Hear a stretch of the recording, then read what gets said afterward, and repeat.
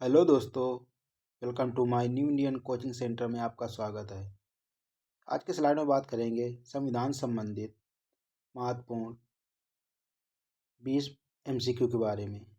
जैसा कि उत्तर प्रदेश एग्जाम में Uttar Pradesh police exam, home guard exam, UPSI, इन परीक्षाओं के लिए संविधान संबंधित very very most important question रहेंगे। जैसा कि इसमें देखेंगे टॉप 20 पीवाईक्यू जो किसी भी एग्जाम के लिए वेरी वेरी इंपॉर्टेंट रहेंगे। तो देखते हैं कौन कौन से संविधान संबंधित एग्जाम में क्वेश्चन बन सकते हैं, उनके बारे में बात करते हैं। यह स्लाइड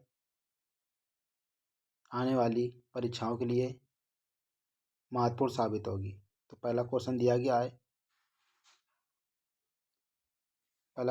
गया है संविधान सभा की प्रथम बैठक कब हुई थी?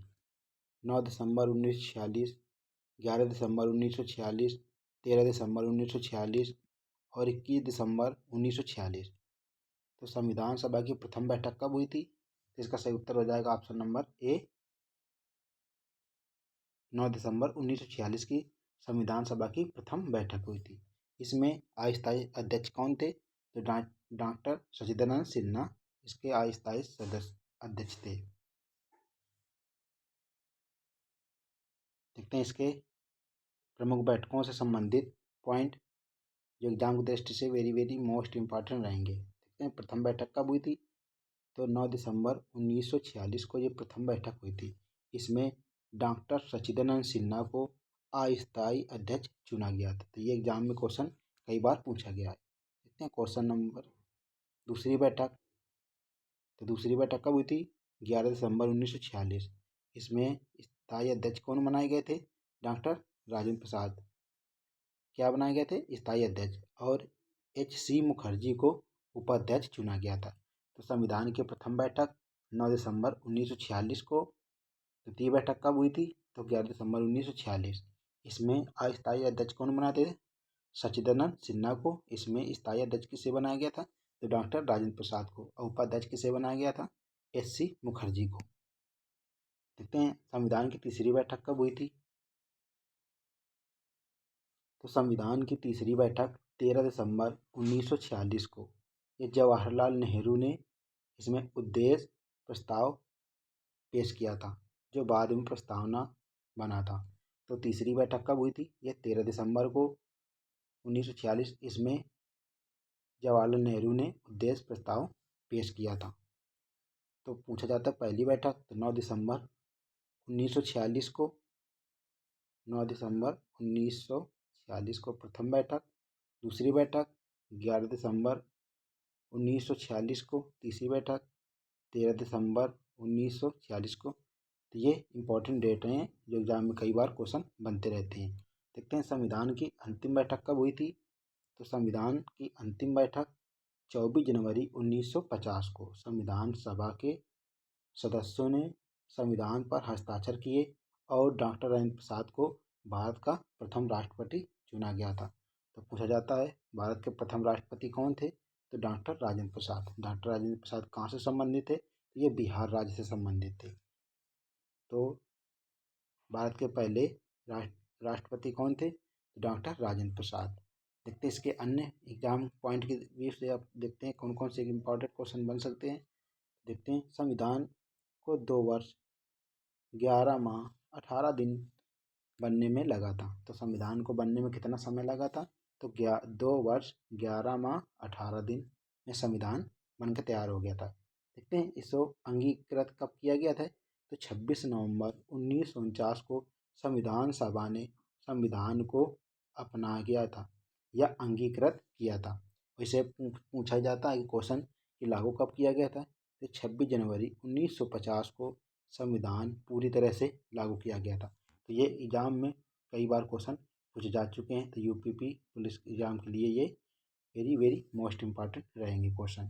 संविधान कब लागू हुआ था? तो 26 जनवरी 1950 को संविधान पूरी तरह से लागू हुआ था। पूछा जाता है डेट, संविधान दिवस कब मनाया जाता है? तो ये 26 नवंबर को संविधान दिवस मनाया जाता है। तो वेरी वेरी इंपॉर्टेंट है ये संविधान दिवस। देखते हैं क्वेश्चन नंबर 2। क्वेश्चन नंबर 2 पूछा गया है प्रारूप समिति में कितने सदस्य थे? 6, 5, 7 और 8। तो प्रारूप समिति में कितने सदस्य थे? इसमें टोटल 7 सदस्य थे। इसका सही उत्तर हो जाएगा option number C. Option number सही इसका उत्तर हो जाएगा। इसमें एक अध्यक्ष और 6 क्या थे? सदस्य। इसके अध्यक्ष कौन थे? तो बाबा साहब भीमराव अंबेडकर इसके प्रारूप समिति के अध्यक्ष थे। यह समिति कब बनाई गई थी? तो 29 अगस्त 1947 को ये प्रारूप समिति बनाई गई थी। तो वेरी वेरी इंपॉर्टेंट है, ये एग्जाम में क्वेश्चन कई बार पूछा गया है। देखते हैं इससे जुड़े कुछ इंपॉर्टेंट फैक्ट के बारे में जो एग्जाम की दृष्टि से मोस्ट इम्पॉर्टेंट होंगे। तो प्रारूप समिति का गठन कब हुआ था? तो 29 अगस्त 1947 को इसका गठन हुआ था। इसके अध्यक्ष कौन थे? Doctor B R Ambedkar. इन्हें भारतीय संविधान का निर्माता या जनक भी माना जाता है। किसे? बी आर अम्बेडकर जी को। इन्होंने 2 वर्ष 11 माह 18 दिन में संविधान को क्या किया था? बनाकर पूरा किया था। वेरी वेरी इंपॉर्टेंट है। 2 वर्ष 11 माह 18 दिन में संविधान बनकर तैयार हो गया था।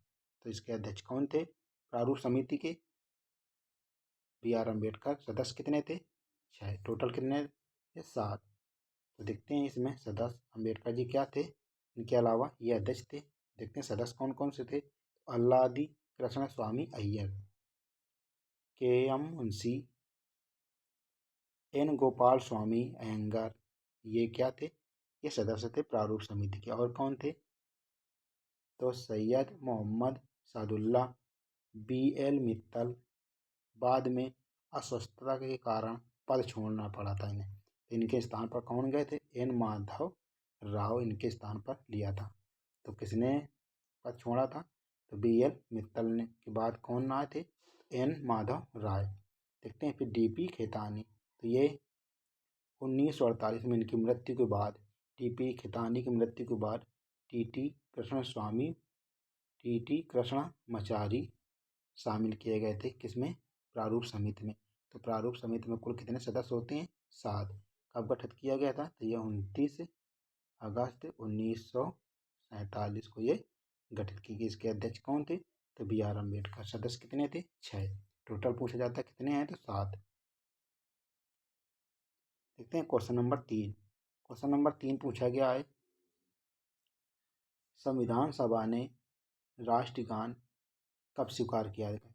24 जनवरी 1950, 26 जनवरी 1950, 15 अगस्त 1947, 22 जुलाई 1950। तो राष्ट्रगान कब अपनाया गया था? यह 24 जनवरी 1950 को राष्ट्रगान अपनाया गया था। इसका सही उत्तर हो जाएगा ऑप्शन नंबर ए।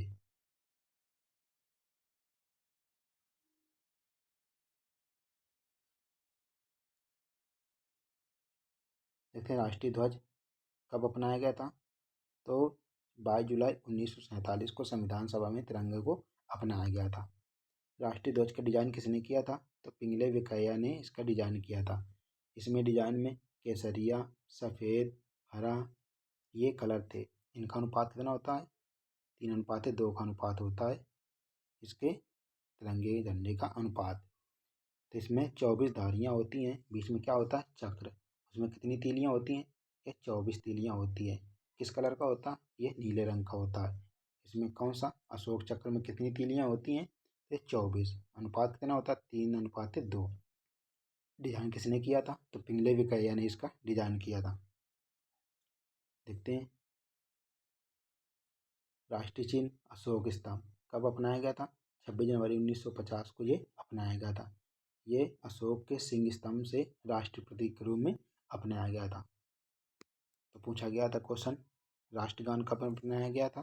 तो 24 जनवरी 1950 को संविधान सभा ने राष्ट्रगान को अपनाया था। राष्ट्रगान के रचयिता कौन माने जाते हैं? तो रविन्द्रनाथ टैगोर को राष्ट्रगान का रचयिता माना जाता। इन्होंने राष्ट्रगान गाने का समय कितना होता है? 52 सेकेंड। कितना होता है? 52 सेकेंड। राष्ट्रीय गीत के लिए 65 सेकेंड में राष्ट्रीय गीत क्या किया जाता है? गाया जाता है। इसमें देखते हैं तो राष्ट्रीय गीत वंदे मातरम 24 जनवरी 1950 को अपनाया गया था, राष्ट्रीय गीत के रूप में अपनाया गया था। ये इनके राष्ट्रीय गीत के जनक कौन थे? बंकिम चंद्र चटर्जी या बंकिम चंद्र चट्टोपाध्याय। संविधान सभा का प्रतीक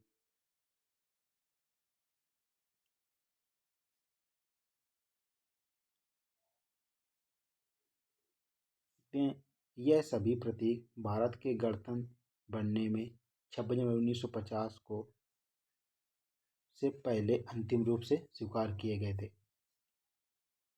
क्वेश्चन नंबर देखते हैं 4। क्वेश्चन नंबर 4 दिया गया है, भारतीय नागरिकों को प्राप्त मूल अधिकारों की संख्या कितनी है? 5, 6, 7, 8। तो भारतीय नागरिकों को प्राप्त मूल अधिकारों की संख्या कितनी है? ये 6 मूल अधिकार हैं। कितने? 6। वेरी वेरी इंपॉर्टेंट है। इसमें कौन सा हटाया गया था? पहले कितने थे? 7। तो संपत्ति के अधिकार को हटा दिया गया, उसे कानूनी अधिकार दे दिया गया, संपत्ति के अधिकार को हटाकर। देखते हैं भारतीय मौलिक अधिकार जिसे कहते हैं फंडामेंटल राइट। फंडामेंटल राइट इसका किस भाग में दिया गया है? मौलिक अधिकारों का उल्लेख किस भाग में? संविधान के भाग 3 में इसमें उल्लेख किया गया है। किसके अनुच्छेद किस किस के? तो 12 से 35 तक इसका उल्लेख किया गया है मूल अधिकारों का। देखते हैं कौन कौन से। तो समानता का अधिकार, स्वतंत्रता का अधिकार, शोषण के विरुद्ध अधिकार, धार्मिक स्वतंत्रता का अधिकार,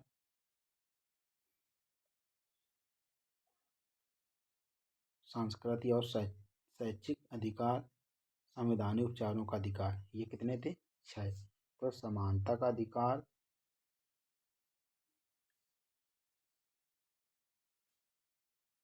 स्वतंत्रता का अधिकार, शोषण के विरुद्ध अधिकार, धर्म की स्वतंत्रता का अधिकार, सांस्कृतिक और शैक्षिक अधिकार, संवैधानिक उपचारों का अधिकार।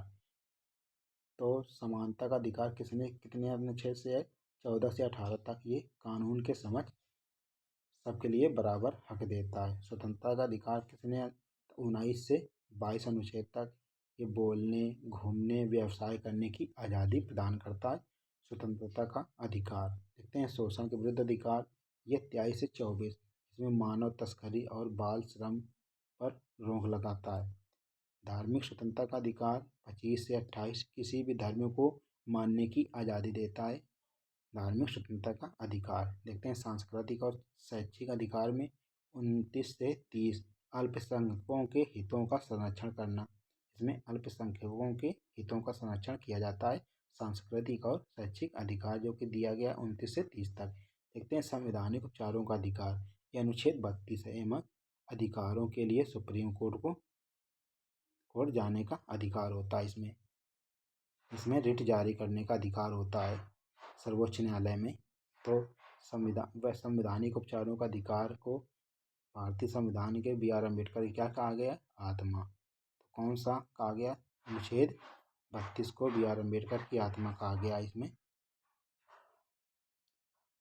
देखते हैं मौलिक कर्तव्य कहाँ से लिए गए थे? ये रूस से लिए गए थे। ये भाग 4A में इसका उल्लेख किया गया। भाग 4A में अनुच्छेद 51A। कितने अनुच्छेद में? तो 51A में। ये 1976 में 42वें संविधान संशोधन द्वारा 10 मूलतः थे। मूल कितने थे? 10। अब कितने हैं? 11। तो 1976 में किस संविधान संशोधन द्वारा एक जोड़ा गया था? तो ये 11वां। पहले कितने थे? 10। अब कितने हैं? 11। तो 42वें संविधान संशोधन 1976 में ही जोड़ा गया था। तो देखते हैं कौन कौन से 11 मूल कर्तव्य हैं। तो संविधान, राष्ट्रीय ध्वज और राष्ट्रगान का सम्मान करना। पहला क्या है? संविधान, राष्ट्रीय ध्वज और राष्ट्रगान का सम्मान करना। दूसरा है स्वतंत्रता संग्राम के आदर्शों का पालन करना। तीसरा दिया गया है भारत की संप्रभुता एवं एकता और अखंडता की रक्षा करना। चौथा दिया गया देश की रक्षा और राष्ट्र सेवा करना। पांचवा दिया गया है भाईचारे की भावना को बढ़ावा देना और महिलाओं का सम्मान करना।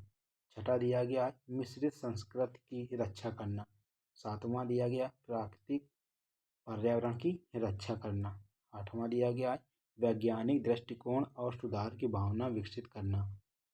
9वां दिया गया है सार्वजनिक संपत्ति को सुरक्षित रखना। 10वां दिया गया उत्कृष्टता के लिए प्रयास करना। 11वां कौन सा कब जोड़ा गया था? तो 86वें संविधान संशोधन 2002 को 11वां जोड़ा गया था। उसके पहले कितने थे? 10। देखते हैं 11वां कौन सा है। तो 11वां मूल कर्तव्य माता पिता एवं अभिभावक का कर्तव्य है कि 6 से 14 वर्ष के बच्चों को शिक्षा के अवसर प्रदान करें। इसका यह तो कितने हैं? अब कितने हैं? 11। पहले कितने थे? 10। मूल कर्तव्य कहाँ से लिए गए थे? ये रूस से लिए गए थे मूल कर्तव्य। देखते हैं अगला क्वेश्चन दिया गया है संविधान में मूल कर्तव्यों को शामिल करने की प्रेरणा किस देश के संविधान से ली गई है? रूस, जर्मनी, फ्रांस और अमेरिका। तो किससे ली गई है? यह जर्मनी से ली गई। इसका सही उत्तर हो जाएगा ऑप्शन नंबर इसका सही उत्तर हो जाएगा ऑप्शन नंबर ए रूस। रूस के संविधान से क्या लिया गया है? मूल कर्तव्य रूस के संविधान से ग्रहण किए गए हैं भारत में। तो देखते हैं भारतीय संविधान के विदेशी स्रोत कौन कौन से हैं, उनके बारे में बात करते हैं। विदेश से जो ग्रहण किए गए स्रोत संविधान में किस देश से ग्रहण किए गए हैं? तो संयुक्त राज्य अमेरिका, जिसे कहते हैं यूएसए। इसे मौलिक अधिकार ग्रहण किया गया है। न्यायिक पुनर्विलोकन पुनरावलोकन, संविधान की सर्वोच्चता, न्यायपालिका की स्वतंत्रता, राष्ट्रपति पर महाभियोग, उपराष्ट्रपति पद, ये कहाँ से लिए गए हैं? ये यूएसए से लिए गए हैं। तो मौलिक अधिकार, न्याय पुनरावलोकन, संविधान की सर्वोच्चता, न्यायपालिका की स्वतंत्रता और राष्ट्रपति पर महाभियोग और उपराष्ट्रपति का पद, ये अमेरिका के संविधान से लिया गया है। तो देखते हैं ब्रिटेन से क्या लिया गया, जिसे कहते हैं यूके। संसदीय शासन प्रणाली ब्रिटेन से, विधि का शासन ब्रिटेन से, जिसे कहते हैं रूल ऑफ लॉ के नाम से जाना जाता है। उसके बाद एकल नागरिकता, द्विसदनी व्यवस्था, संसदीय विशेषाधिकार कहाँ से लिए गए? ये ब्रिटेन से लिए गए। तो वेरी वेरी मोस्ट इंपॉर्टेंट है ये सभी पॉइंट एग्जाम की दृष्टि से। उसके बाद देखते हैं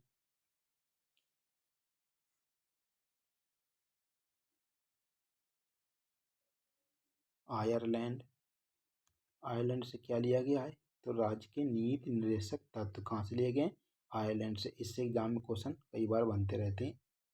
तो DPSP राष्ट्रपति की निर्वाचन पद्धति, राज्यसभा के सदस्यों का नामांकन आयरलैंड के संविधान से ग्रहण किया गया। जिसे राज्य के नीति निर्देशक तत्व कहाँ से लिए गए? आयरलैंड के संविधान से लिए गए हैं। वेरी वेरी इंपॉर्टेंट ये सभी स्रोत जो कि विदेशी स्रोत हैं भारत के संविधान में ग्रहण किए गए। देखते हैं कनाडा से क्या किया गया है। तो सशक्त केंद्र के साथ संघीय व्यवस्था कनाडा से, अपशिष्ट शक्तियों का केंद्र में निहित होना, केंद्र द्वारा राज्यपालों की नियुक्ति। तो केंद्र द्वारा राज्यपालों की नियुक्ति कहाँ से लिए गए? कनाडा के संविधान से। देखते हैं सोवियत संघ, जिसे कहते हैं अब रूस के नाम से जाना जाता है। इसे मौलिक कर्तव्य लिए गए हैं। प्रस्तावना में सामाजिक के बारे में लिया गया है। आर्थिक और राजनीतिक न्याय के आदर्श के बारे में कहाँ से लिया गया? सोवियत संघ रूस। इससे वेरी वेरी इंपॉर्टेंट है ये मौलिक कर्तव्य। मौलिक कर्तव्य कहाँ से लिए गए? तो ये रूस के संविधान से लिए गए। देखते हैं फ्रांस से प्रस्तावना की स्वतंत्रता कहाँ से लिया गया? फ्रांस से। समता और बंधुता के आदर्श, गणतंत्रात्मक ढांचा, ये कहाँ से लिए गए? फ्रांस से लिया गया है। वेरी वेरी इंपॉर्टेंट ये सभी। देखते हैं ऑस्ट्रेलिया से संबंधित। ऑस्ट्रेलिया से कौन कौन से स्रोत ग्रहण किए गए हैं? तो समवर्ती सूची इंपॉर्टेंट, समवर्ती सूची, कनकरेंट लिस्ट जिसे कहते हैं, संसद के दोनों सदनों की संयुक्त बैठक, व्यापार और वाणिज्य की स्वतंत्रता, ये कहाँ से लिए गए? ऑस्ट्रेलिया। ऑस्ट्रेलिया से क्या लिए गए? समवर्ती सूची। एग्जाम में कई बार समवर्ती सूची से संबंधित क्वेश्चन एग्जाम में बनते रहते हैं। देखते हैं जर्मनी। जर्मनी क्या कहते हैं? वीमर संविधान। तो आपातकाल के दौरान मौलिक अधिकारों का निलंबन। तो पूछा जाता है आपातकाल कहाँ से लिया गया है? तो जर्मनी से आपातकाल व्यवस्था ली गई है जर्मनी से। देखते हैं दक्षिण अफ्रीका। तो संविधान संशोधन प्रक्रिया दक्षिण अफ्रीका के संविधान से ग्रहण की गई है। राज्यसभा के सदस्यों का निर्वाचन दक्षिण अफ्रीका के संविधान से ली गई है। देखते हैं जापान से क्या लिया गया है। विधि द्वारा स्थापित प्रक्रिया जापान के संविधान से ग्रहण किया गया है। वेरी वेरी इंपॉर्टेंट है। जापान से क्या लिया गया है? विधि द्वारा स्थापित प्रक्रिया। विधि का शासन पूछा जाए तो ग्रेट ब्रिटेन। विस्थापित प्रक्रिया पूछा जाता है जापान। देखते हैं इसके अलावा भारतीय संविधान का सबसे बड़ा भाग भारत सरकार अधिनियम 1935 से ग्रहण किया गया है।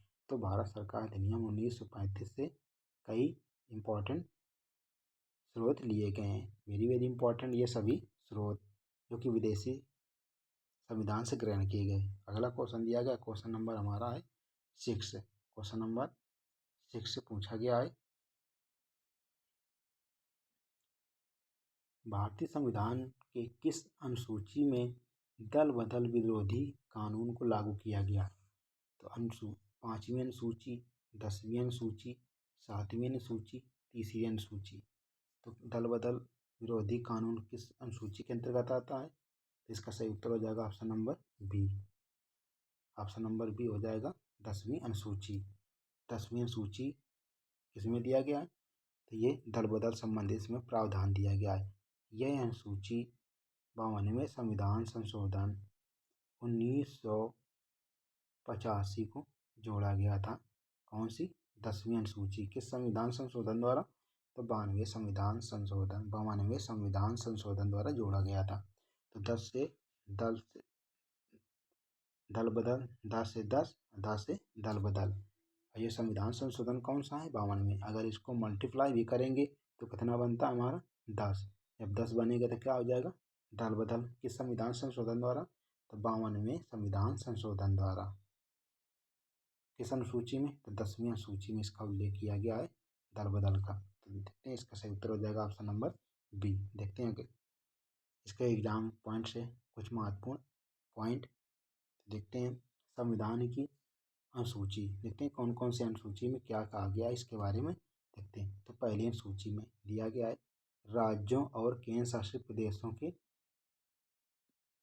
सूची और उनके सीमाओं के बारे में इसमें बताया गया है। अनुसूची 1 में राज्य और केंद्र के बारे में इसका उल्लेख किया गया है पहली अनुसूची में। देखते हैं दूसरी अनुसूची क्या क्या आ गया है। तो दूसरी अनुसूची के अंतर्गत राष्ट्रपति, राज्यपाल, न्यायाधीश और नियंत्रक एवं महालेखा परीक्षक जिसे कहते हैं कैग आदि के वेतन भत्ते विशेषाधिकार। तो वेतन भत्ते किसके किसके? राष्ट्रपति, राज्यपाल, न्यायाधीश और नियंत्रक एवं महालेखा परीक्षक, इनके वेतन भत्ते के बारे में इसमें बताया गया। किसमें? सूची 2 में, अनुसूची 2 में बताया गया है। देखते हैं अनुसूची 30 क्या कहती है। तो अनुसूची 3 में क्या कहा गया है? तीसरी अनुसूची के अंतर्गत संघ और राज्य के मंत्रियों संसद विधानमंडल के सदस्यों और न्यायाधीशों द्वारा ली जाने वाली शपथ और प्रतिज्ञान के बारे में। तो अनुसूची 3 में शपथ के बारे में बताया गया। किसके बारे में? शपथ के बारे में।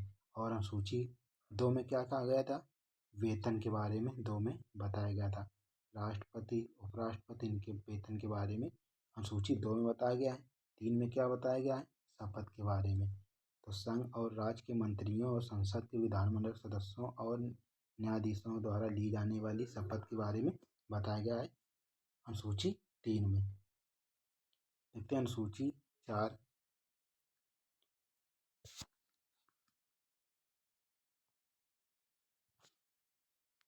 अनुसूची 4 दिया गया है राज्यसभा में राज्यों और केंद्र शासित प्रदेशों के लिए सीटों का आवंटन के बारे में बताया गया है चौथी अनुसूची में। देखते हैं अनुसूची 5 में अनुसूचित क्षेत्रों और अनुसूचित जनजातियों के प्रशासन और नियंत्रण से संबंधित सूची के बारे में बताया गया है। देखते हैं छठी अनुसूची। छठी अनुसूची में बताया गया है असम, मेघालय, त्रिपुरा और मिजोरम राज्यों के बारे में बताया गया है अनुसूची 6 में। तो वेरी वेरी इंपॉर्टेंट, ये सभी एग्जाम में क्वेश्चन कई बार पूछे जा चुके हैं। असम, मेघालय, त्रिपुरा और मिजोरम राज्यों के जनजातियों क्षेत्र के बारे में या प्रशासन के बारे में बताया गया है। अनुसूची 7 देखते हैं अनुसूची 7, वेरी वेरी इंपॉर्टेंट ये अनुसूची 7। इसमें संघ, यूनियन, राज्य, स्टेट और समवर्ती कनकरेंट सूचियों के बारे में बताया गया है। तो 7वीं सूची में 3 सूचियां दी गई हैं, कौन कौन से? संघ सूची, राज्य सूची और समवर्ती सूची के बारे में बताया गया है।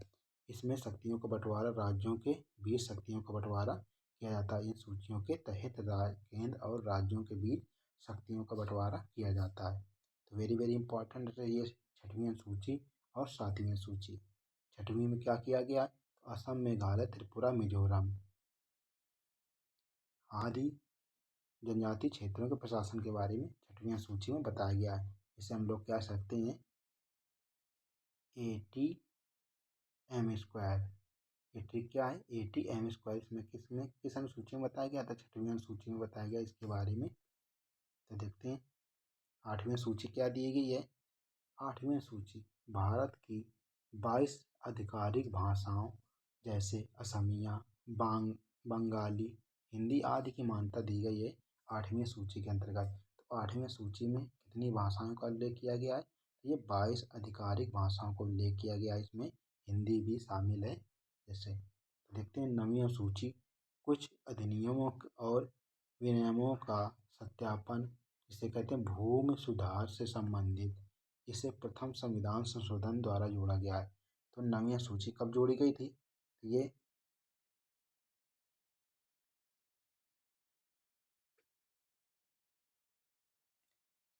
प्रथम संविधान संशोधन द्वारा कब? 1951 में ये 9वीं सूची जोड़ी गई थी, जिसे क्या कहते हैं? भूमि सुधार आदि के नाम से जाना जाता है 9वीं सूची को। तो वेरी वेरी इंपॉर्टेंट है ये प्रथम संविधान संशोधन कौन अनुसूची जोड़ी गई थी? ये 9वीं अनुसूची जोड़ी गई थी। इसमें कहा गया है भूमि सुधार अधिनियम के बारे में बताया गया है। देखते हैं 10वीं अनुसूची। तो 10वीं सूची दल बदल विरोधी कानून के बारे में बताती है। 10वीं सूची संसद और विधानसभा सदस्यों की अयोग्यता के प्रावधान के बारे में बताती है।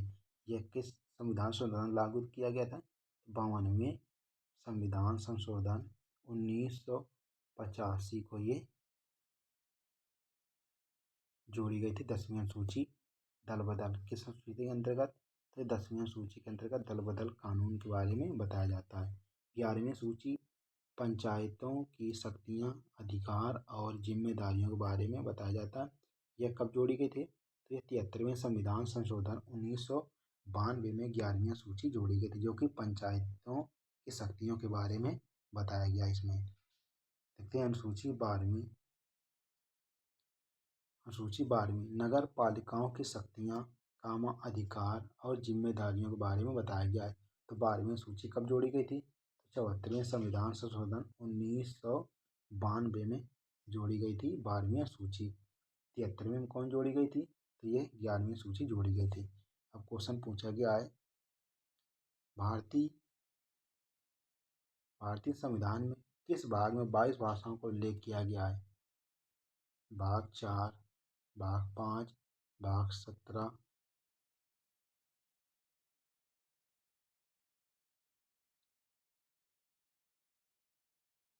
भाग 17, भाग 16 किसमें उल्लेख किया गया 22 भाषाओं का? किस भाग में? तो इसका सही उत्तर हो जाएगा ऑप्शन नंबर सी। इसका 22 भाषाओं का उल्लेख भाग 17 में किया गया है। देखते हैं सभी भाग जो एग्जाम की दृष्टि से वेरी वेरी इंपॉर्टेंट साबित होंगे। ये दिया गया है 22 भाग। मूल संविधान में कितने थे भाग? 22। अब कितने हैं? 25 उपभागों के साथ 25 इनकी संख्या हो गई। देखते हैं पहले भाग में क्या दिया संविधान के। भाग 1 में संघ और इसके राज्य क्षेत्र के बारे में बताया गया है। अनुच्छेद 1 से 4 तक इसका उल्लेख किया गया है। भाग 2 में नागरिकता के बारे में बताया गया है। तो वेरी वेरी इंपॉर्टेंट नागरिकता से संबंधित समय क्वेश्चन एग्जाम में बनते रहते हैं। तो भाग 2 में बताया गया नागरिकता। ये किस अनुच्छेद से किस अनुच्छेद तक? तो 5 से 11 तक इसका उल्लेख किया गया। भाग 3 मौलिक अधिकार। मौलिक अधिकार कहाँ से लिए गए हैं? तो ये अमेरिका के संविधान से लिए गए हैं। इसका 12 से 35 तक इसका उल्लेख किया गया है। देखते हैं भाग 4 राज्य के नीति निर्देशक तत्व कहाँ से लिए गए हैं? तो आयरलैंड के संविधान से लिए गए थे। जो कि 35-36 से 51 तक इसका उल्लेख किया गया है। देखते हैं भाग 4A मूल कर्तव्य 51, अनुच्छेद 51A में, जो कि 42वें संविधान संशोधन द्वारा जोड़ा गया था 1976 में। देखते हैं भाग 5 संघ केंद्र सरकार का 52 से 151 अनुच्छेद तक इसका उल्लेख किया गया है। संघ में क्या आ जाते हैं, राष्ट्रपति आदि बारे में इसका उल्लेख किया जाता है। ये सभी वेरी वेरी मोस्ट इम्पॉर्टेंट सभी भाग हैं। देखते हैं भाग 6। भाग 6 राज्य, इस राज्य सरकार के बारे में इसमें बताया गया भाग 6 में, अनुच्छेद 152 से 237। भाग 7 संविधान में 7वां संविधान संशोधन अधिनियम 1956 को निरस्त कर दिया गया था। देखते हैं भाग 8 केंद्र शासित प्रदेश कब किस अनुच्छेद से 239 से 42 तक इसका उल्लेख किया गया है। भाग 9 पंचायत के बारे में बताया गया है, अनुच्छेद 243 से 243 में इसका उल्लेख किया गया है। भाग 9A नगर पालिकाएं, क्या क्या गया है 9A में, क्या गया नगर पालिकाएं 243 से 243 B से लेकर 243 ZG तक इसका उल्लेख किया गया है। देखते हैं भाग 9B सहकारी समितियों के बारे में इसका उल्लेख किया गया है। भाग 10 में अनुसूचित और जनजातीय क्षेत्रों के बारे में बताया गया है। भाग 10 में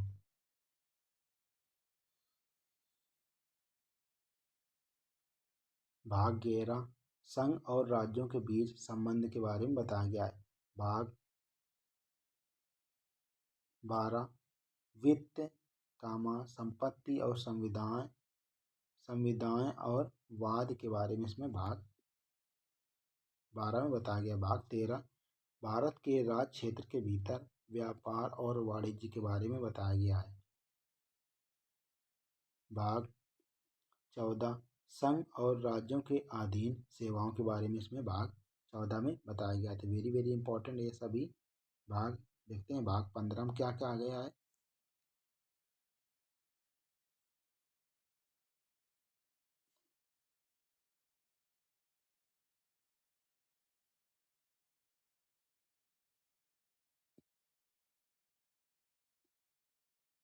भाग 14A में अधिकरण संबंधित जानकारी दी गई है। भाग 14A में देखते हैं भाग 15 निर्वाचन के बारे में बताया गया है, 324 से 329A तक। देखते हैं भाग 16 कुछ वर्गों के संबंध में विशेष उपबंध। भाग 16 में बताया गया है कुछ वर्गों के संबंध में विशेष उपबंध के बारे में भाग 16 में बताया गया। भाग 17 22 भाषाओं का उल्लेख किया गया, 22 राजभाषाओं का उल्लेख किया गया है। 18 आपात उपबंध के बारे में बताया गया है भाग 18 में।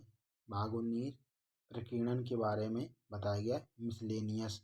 इसमें क्या बताया गया है 361 से 367 तक इसका उल्लेख किया गया है। भाग 20 संविधान संशोधन किस अनुच्छेद में 368 अनुच्छेद में संविधान संशोधन, जो कि दक्षिण अफ्रीका के संविधान से ग्रहण किया गया था।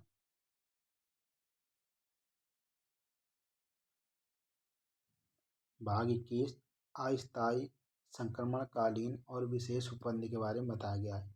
भाग 22 संक्षिप्त नाम प्रारंभ हिंदी में प्राधिकृत और पाठ निरसन, अनुच्छेद 393 से 395। ये थे संविधान के टोटल 22 भाग, जो कि 22 भाषाएं। भाग 17 के अंतर्गत इसका उल्लेख किया गया है। देखते हैं क्वेश्चन दिया गया है 8। क्वेश्चन 8 में पूछा गया भारतीय संविधान के किस अनुच्छेद में भाषण एवं अभिव्यक्ति के बारे में बताया गया है। तो देखते हैं अनुच्छेद 14, अनुच्छेद 15, अनुच्छेद 19, अनुच्छेद 16। तो इसका सही उत्तर हो जाएगा ऑप्शन नंबर सी, अनुच्छेद 19 में इसका उल्लेख किया गया है। लेकिन 14 में विधि के समक्ष समानता के बारे में अनुच्छेद 14 में बताया गया है। अनुच्छेद 15 में लिंग, वंश, जाति, भेदभाव के बारे में इसके उल्लेख किया गया है। अनुच्छेद 16 में अवसर की समानता के बारे में इसमें 16 में इसमें उल्लेख किया गया है। देखते हैं संविधान में कुछ महत्वपूर्ण इंपॉर्टेंट पॉइंट। तो अनुच्छेद 1 में संघ और उसके राज्य क्षेत्र के बारे में बताया गया। अनुच्छेद 3 में नए राज्यों का गठन और मौजूदा राज्यों के क्षेत्रों एवं सीमाओं या नामों में परिवर्तन के बारे में बताया गया है। अनुच्छेद 14 कानून के समक्ष समानता के बारे में बताया गया है। अनुच्छेद 15 धर्म, मूल, वंश, जाति, लिंग या जन्म स्थान के आधार पर भेदभाव के बारे में बताया गया है। अनुच्छेद 16 सार्वजनिक रोजगार के मामलों में जिसे कहते हैं अवसर की समानता के बारे में बताया गया है। अनुच्छेद 16 में अनुच्छेद 17 में बताया गया है अस्पृश्यता का उन्मूलन जिसे कहते हैं छुआछूत का अंत। अनुच्छेद 19 अभिव्यक्ति की स्वतंत्रता जिसे कहते हैं भाषण और अभिव्यक्ति या बोलने का अधिकार के बारे में अनुच्छेद 19 में बताया गया। अनुच्छेद 21 जीवन और व्यक्तिगत स्वतंत्रता के बारे में बताया गया जिसे कहते हैं प्राण व दैहिक स्वतंत्रता के बारे में बताया गया है। अनुच्छेद 21 से प्रारंभिक शिक्षा का अधिकार के बारे में बताया गया है। अनुच्छेद 25 से 28 धार्मिक स्वतंत्रता के बारे में बताया गया है। अनुच्छेद 25 से 28 अनुच्छेद 32 में बताया गया है संवैधानिक उपचारों का अधिकार, सर्वोच्च न्यायालय द्वारा रिट जारी करना। इसके द्वारा अनुच्छेद 32 के द्वारा रिट जारी कर सकते हैं सर्वोच्च न्यायालय में। देखते हैं अनुच्छेद 44 नागरिकों के लिए एक समान नागरिक संहिता के बारे में बताया गया अनुच्छेद 44 में। अनुच्छेद 51A में क्या किया गया मौलिक कर्तव्य जिस कहाँ से लिए गए थे तो ये रूस के संविधान से ग्रहण किए गए थे। देखते हैं अनुच्छेद 52 भारत के राष्ट्रपति के बारे में अनुच्छेद 52 में बताया गया है। देखते हैं अनुच्छेद 72 राष्ट्रपति की क्षमा दान की शक्ति अनुच्छेद 72 में बताया गया है। अनुच्छेद 74 राष्ट्रपति को सलाह देने के लिए मंत्रिपरिषद के बारे में बताया गया है। अनुच्छेद 78 प्रधानमंत्री के राष्ट्रपति को जानकारी देने के लिए ये इस अनुच्छेद के अंतर्गत दिया जाता है 78 के अनुच्छेद के अंतर्गत। देखते हैं अनुच्छेद 110 धन विधेयक जिसे कहते हैं मनी बिल की परिभाषा के बारे में अनुच्छेद 110 में बताया गया है। अनुच्छेद 123 राष्ट्रपति की अध्यादेश जारी करना, ऑर्डिनेंस पास करना किसमें राष्ट्रपति अध्यादेश जारी कर सकता है अनुच्छेद 143 के अंतर्गत 123 के अंतर्गत। देखते हैं अनुच्छेद 143 के अंतर्गत सर्वोच्च न्यायालय से सलाह लेने की राष्ट्रपति को शक्ति है। सर्वोच्च न्यायालय से सलाह लेने की सीजीआई से क्या करता है सलाह ले सकता है राष्ट्रपति। देखते हैं अनुच्छेद 161 राज्यपाल की क्षमा दान की शक्ति है। अनुच्छेद 161 के बारे में राज्यपाल किसी व्यक्ति को क्षमादान देने की प्रक्रिया में बताया गया क्षमादान शक्ति राष्ट्रपति को राज्यपाल को प्राप्त है। देखते हैं अनुच्छेद 226 उच्च न्यायालय द्वारा रिट जारी करने की शक्ति प्राप्त है। अनुच्छेद 280 वित्त आयोग का गठन अनुच्छेद 280 के अंतर्गत किया जाता है। अनुच्छेद 324 निर्वाचन आयोग इसे इलेक्शन कमीशन के बारे में बताया जाता है। अनुच्छेद 352 राष्ट्रीय आपातकाल के बारे में बताया गया। अनुच्छेद 356 राज्यों में राष्ट्रपति शासन के बारे में बताया गया। अनुच्छेद 360 के बारे में बताया गया है। तो 52 में राष्ट्रीय आपातकाल, 56 में राज्यों में राष्ट्रपति शासन, 360 में वित्तीय आपातकाल के बारे में बताया गया। अनुच्छेद 368 में संविधान संशोधन की संसद की शक्ति के बारे में बताया गया अनुच्छेद 368 में।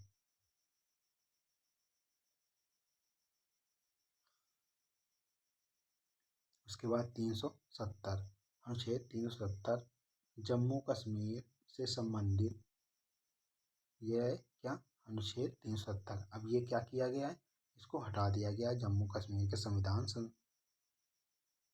राज्य से 370 आर्टिकल हटा दिया गया है। क्वेश्चन नंबर देखते हैं राष्ट्रपति पद के कार्यकाल की अवधि कितनी होती है 3 वर्ष 5 वर्ष 6 वर्ष कोई समय सीमा नहीं होती। तो सही उत्तर हो जाएगा ऑप्शन नंबर बी। इसका उत्तर हो जाएगा 5 वर्ष के लिए राष्ट्रपति का कार्यकाल होता है 5 वर्ष। देखते हैं प्रमुख पद और उनके कार्यकाल।